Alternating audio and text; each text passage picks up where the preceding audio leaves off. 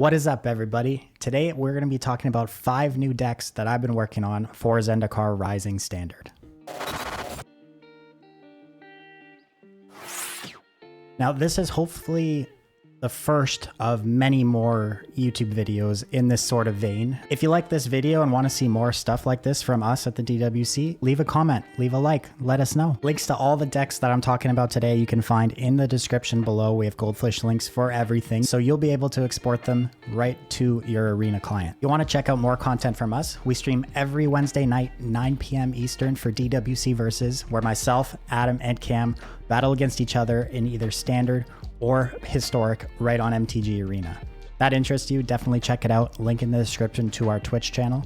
And also, we'll be live this Wednesday starting at 11 a.m. Eastern for the Zendikar Rising Early Access event. We'll be streaming every single deck that I talk about in this video today, plus others that Adam and Cam have brought to the table. It's going to be a great day. We're really looking forward to it.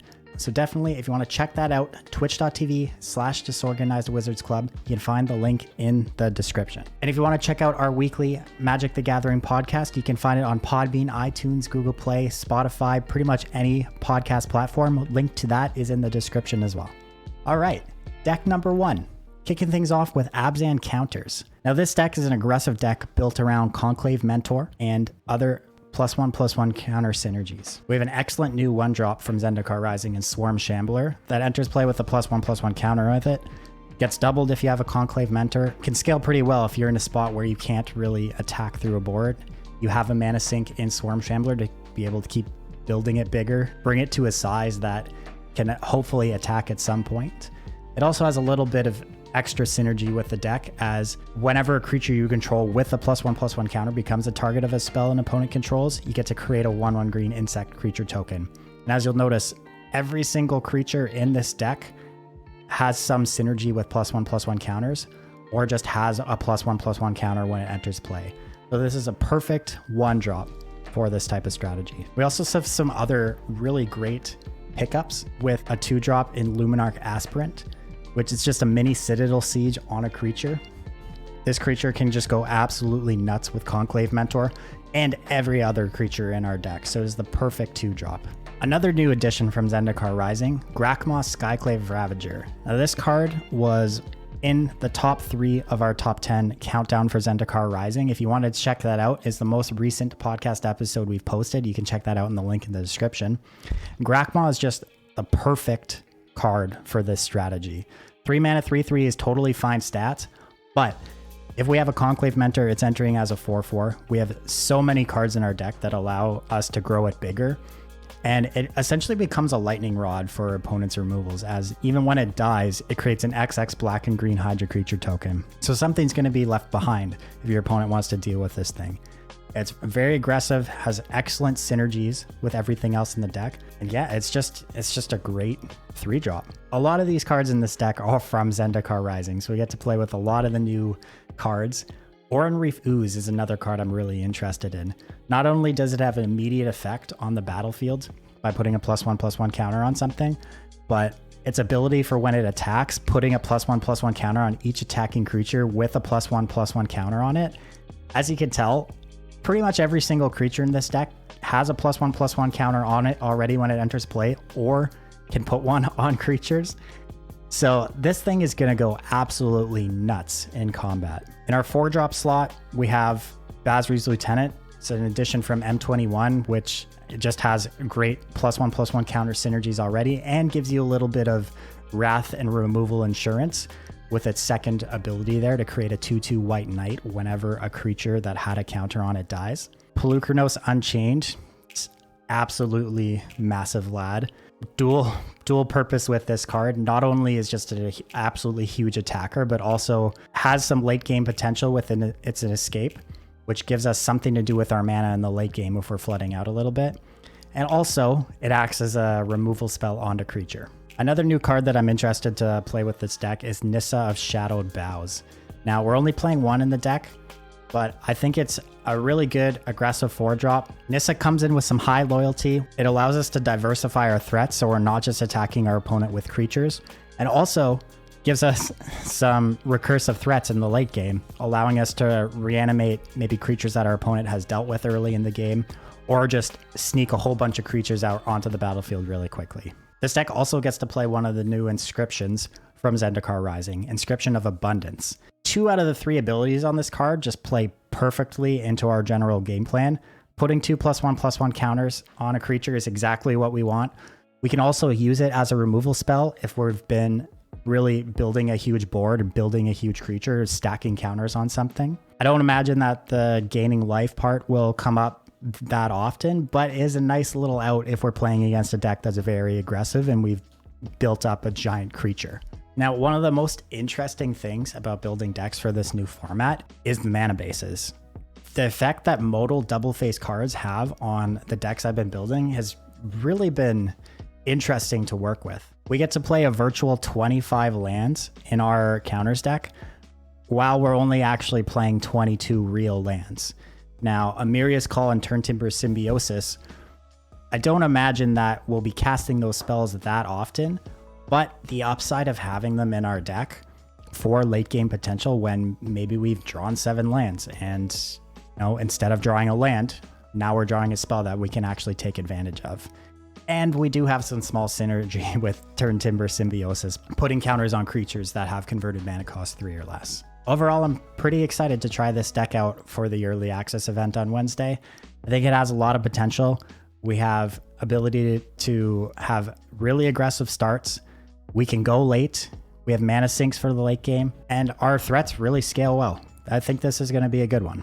Deck number 2, 4-color Omnath. Omnath Locus of Creation was the #1 card in our top 10 countdown for Zendikar Rising on the podcast last week. And this card's no joke. There's so much potential here. And when putting together this Omnath list, I was really thinking, what are the best cards that I can pair with it to really abuse multiple landfall triggers? So my first thought was Felidar Retreat. Felidar Retreat allows us to go wide, go tall. It really does everything if we're playing this strategy and looking to put as many lands into play as possible, which is just what we want to do with Omnath. So whole idea here is we're going to try and get an Omnath into play as soon as possible. We have Lotus Cobra and Tangled Florahedron to ramp us to 4 mana.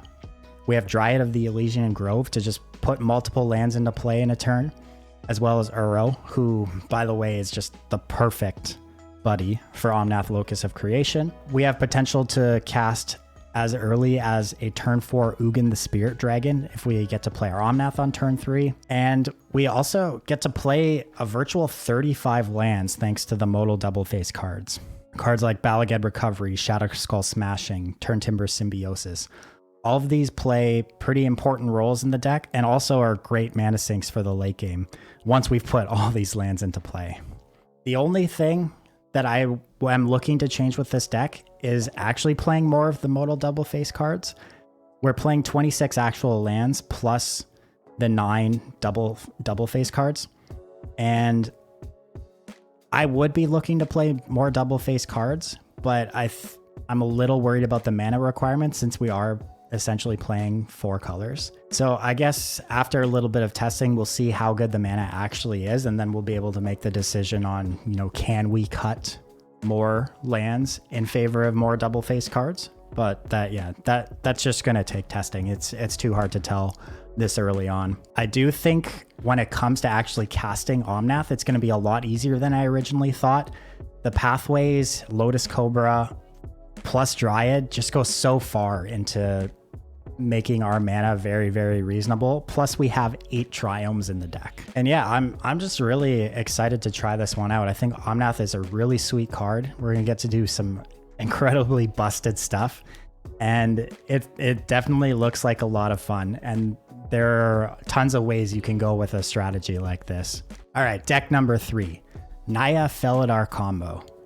Now, after building the Omnath deck, I really wanted to see how far I could push a Felidar retreat deck, and I saw a green-red shell floating around that was playing Ancient Green Warding and Nahiri's Lithoforming, and it really caught my eye, and I thought that Felidar Retreat was just the perfect card to add to this deck. I really do think that this is one of the better shells to abuse Felidar Retreat. So Ancient Green Warden and Nahiri's Lithoforming allows us to go absolutely nuts and play basically as many lands as we want in a turn. Ancient Green Warden also doubles up our landfall triggers for our Felidar Retreat, so we can build a massive board really quickly. And I really think in a lot of scenarios, if we assemble the Green Warden Lithoforming combo, we'll probably be able to draw the majority of our deck. And if we have a retreat in play, we're just gonna go nuts. Strategy, this deck is kind of similar to the other one. We're just trying to put as many lands into play as we possibly can. We have a virtual 37 lands in this deck with all of the modal double face cards. And we have a couple ways to kill our opponent. We have not only building a giant board with Felidar Retreat, we also can combo with Nahiri's Lithoforming and Ancient Green Warden. Just put a bunch of lands into play, activate our Radha to give it +X/+X for the number of lands we control, and then we have a 1 of Casual's Fury to fling the Radha at our opponent's face. And this is a deck as well that I think we'll be casting the front half of Shatterskull Smashing and Turntimber Symbiosis a lot more often than some of the other decks that we've talked about already, where I think most of the time they're just going to be entering the play as lands. But this deck ramps really hard, going to put a ton of lands into play, and Ancient Green Warding with Nahiri's Lithoforming and Felidar Retreat, I think has potential to be incredibly busted. So I'm going to be keeping an eye on this one. I'm very excited to try this guy out. Now, if you have a Lotus Cobra in play with an Ancient Green Warden and you cast a Nahiri's Lithoforming, every land you replay from your graveyard adds 2 mana to your mana pool and draws you a card. Which means if we just draw into more Lithoformings, we're going to be able to continually sack lands over and over and might be able to draw the majority of our deck, which in turn will probably find a Felidar Retreat. And if we can continue doing this, we're going to build a massive, massive board very quickly. Now, I know I said that this was 5 decks for Zendikar Rising Standard, but I have a bonus deck in here and I slid it right in here with our number 3 deck. This is Red-Green Landfall. Now, we've abandoned White, we've abandoned Felidar Retreat, and we're trying a little bit different of a go-wide strategy, just staying in red-green. Squiscorm is a new card that plays the Felidar Retreat role in this deck, allowing us to go basically as wide as we want. We're playing the same early game in this deck. We've got our Lotus Cobras, our Florahedrons, Dryad of the Elysian Grove, and Radha, but instead of going wide with Felidar Retreat, we're going wide with Scootswarm. Now, since we don't have white and we don't have retreat, the way we're going to be pumping our creatures when we go wide is Morag Fury of Akum, which not only pumps our creatures for every time they've attacked, but also gives us multiple combat steps if we are playing our lands in our second main phase. So we can go kind of crazy here and deal a lot of damage out of nowhere. Since we're also only playing 2 colors, we're playing a little bit more basic lands, so we're trying out a couple copies of Phylath World Sculptor, which is a new take on an Avenger of Zendikar style creature. And now this is just another late game fatty that's going to be very, very threatening. Again, with this deck, we get to virtually play 37 lands with the addition of the dual face cards. So the chances that we're ever going to miss a land drop and miss landfall triggers is incredibly low. Next deck, deck number 4. We're sticking with a landfall archetype, but we're going a little bit lower to the ground this time. This is red-green landfall aggro. We're playing cards like Akum Hellhound. We do have another red 1-drop in here that I've seen a lot of people really hating on. The new Goblin Guide, Wayward Guide Beast. Now, I think this card, obviously this card is nowhere near as powerful as Goblin Guide, but in a deck like this, I do think it's a totally fine card to play on turn 2 or turn 3. It allows us to continually have land drops if that's the sort of game we're playing. I think it's a totally fine aggressive card to pair with Skyclave Pickaxe and our Akum Hellhound, so we can always trigger landfall basically whenever we want. This is an aggressive deck that gets to play virtual 29 lands, which means that we're going to be triggering our landfall creatures basically always. We have the Hellhound, we have Brushfire Elemental, and we have other aggressive creatures like Rimrock Knight and Bonecrusher Giant to pair along with them. Bonecrusher giving us the dual interaction as well as an aggressive 3-drop. And then, of course, like with all our Landfall decks, Radha, Heart of Keld, it's just, I feel like an auto include. Allows us to play lands off the top of our deck and is just a great aggressive 3-drop if we're trying to put as many lands into play as we possibly can. Then, rounding up the top of our curve, we have Questing Beast and Garruk Unleashed. Garruk's a great aggressive green planeswalker that plays pretty well with all of our other creatures. And Questing Beast is just Questing Beast. It's just a bunch of text. I mean, you expect me to not play Questing Beast in this deck? It's so aggressive. It's nuts. And then, of course, like all of our Landfall decks, we're playing 8 copies of the Mythic Double-Faced cards, 4 Shadow Skull Smashing, 4 Timber Symbiosis. And I don't expect to really be casting these all that often, but they do let us boost up our land count for basically free. I'm really interested in the potential of Skyclave Pickaxe in a deck like this. It's super cheap, and it allows us to turn our non-landfall aggressive creatures into landfall creatures. There's going to be a lot of turns when we're just going to be able to go absolutely nuts. I really think some build of a red-green landfall deck similar to this is going to be one of the better aggressive decks in the format to start things off in new standard. And last but not least, deck number 5, we have blue-black rogues. Now, there's a lot of really interesting cards for the blue-black rogue strategy.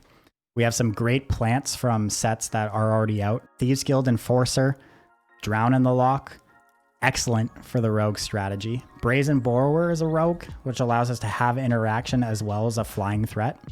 Rankle, Master of Pranks, rogue, exactly what we want in a deck like this.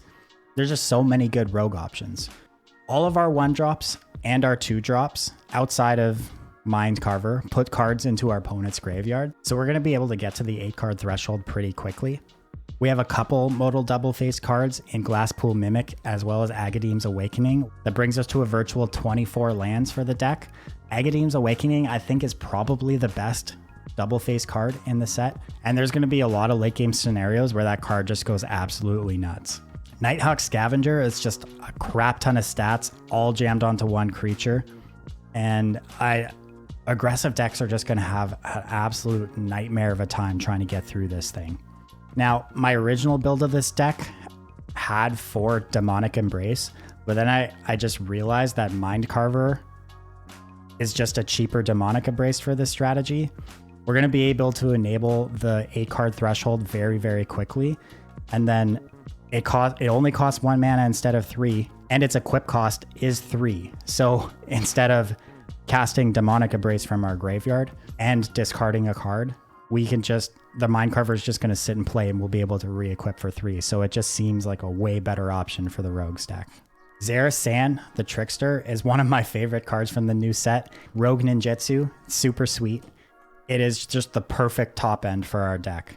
We want to have payoffs outside of, pumping our creatures a little bit for putting a bunch of cards in our opponent's graveyard. And this card is just absolutely perfect for that role. I really do expect that Rogues is going to be popular early on in the format, and I think this build of the deck is a great place to start. All right, and that wraps up our 6 new decks from Zendikar Rising Standard. Let us know in the comments what you thought about these decks. Let us know if you make any changes or what you're building for Zendikar Rising. I think my favorite deck is probably the Naya Felidar Retreat.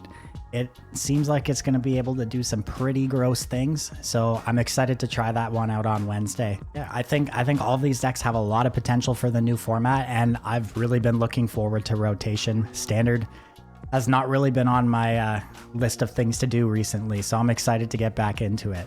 And one more time, if you want to see any of these decks in action before the set comes out on MTG Arena, the 3 of us are going to be streaming all day on Wednesday, September 16th for the Zendikar Rising Early Access event at twitch.tv/Disorganized Wizards Club. You can find links to that in the description below. And that wraps it up for me today. We'll see you guys next time.